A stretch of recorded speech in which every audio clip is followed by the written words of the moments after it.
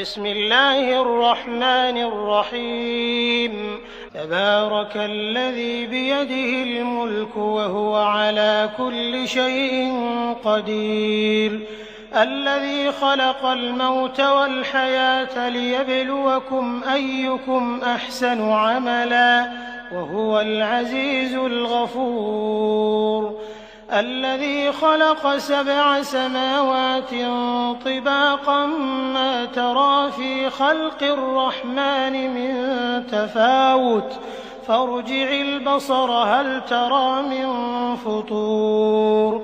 ثم ارجع البصر كرتين ينقلب إليك البصر خاسئا وهو حسير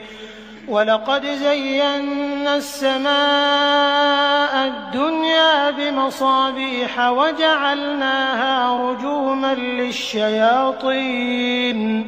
وأعتدنا لهم عذاب السعير وللذين كفروا بربهم عذاب جهنم وبئس المصير إذا ألقوا فيها سمعوا لها شهيقا وهي تفور تكاد تميز من الغيظ كلما ألقي فيها فوج سألهم خزنتها ألم يأتكم نذير قالوا بلى قد جاءنا نذير فكذبنا وقلنا ما نزل الله من شيء إن أنتم إلا في ضلال كبير وقالوا لو كنا نسمع أو نعقل ما كنا في أصحاب السعير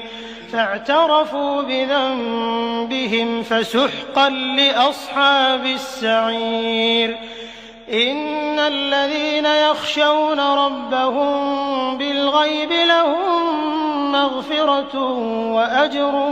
كبير وأسروا قولكم أو اجهروا به إنه عليم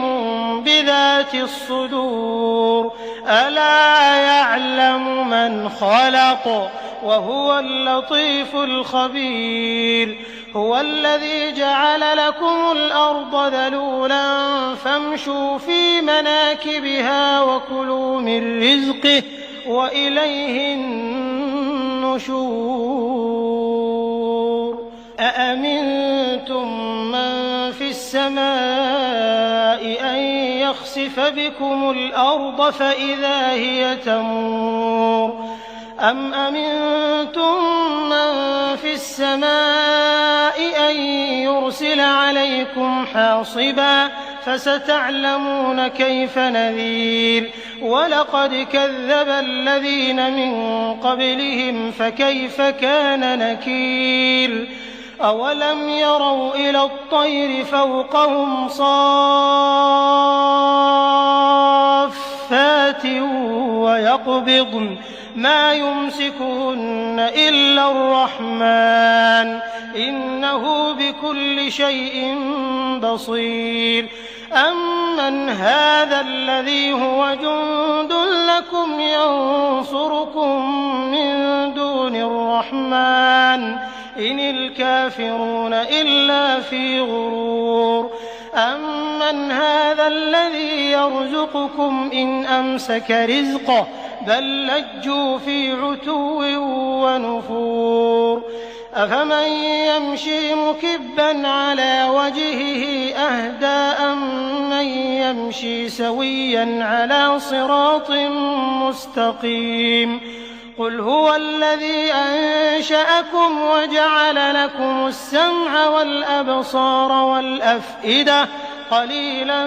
ما تشكرون قل هو الذي ذرأكم في الأرض وإليه تحشرون ويقولون متى هذا الوعد إن كنتم صادقين قل إنما العلم عند الله وإنما أنا نذير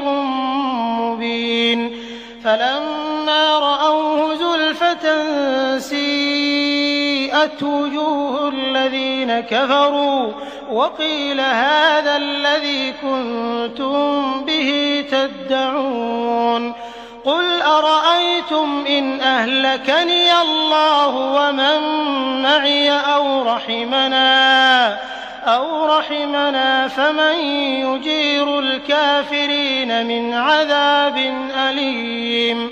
قل هو الرحمن آمنا به وعليه توكلنا فستعلمون من هو في ضلال